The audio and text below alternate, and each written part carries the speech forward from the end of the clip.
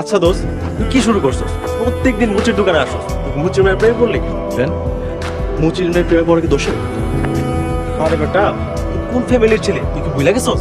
আরে বোকা, ও আমাকে কঠিনভাবে অপমান করছে না, ওকে কঠিন প্রেমে ফেলে কঠিন ছেঁকা দিতে চাই।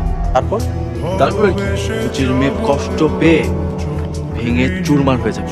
সালমা, কেমন আছো?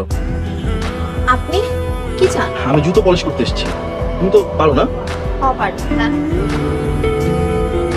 ঠিক আছে।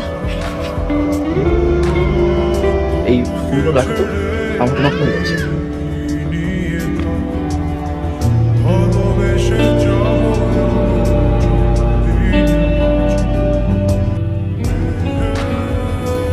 হয়ে গেছে 50 টাকা।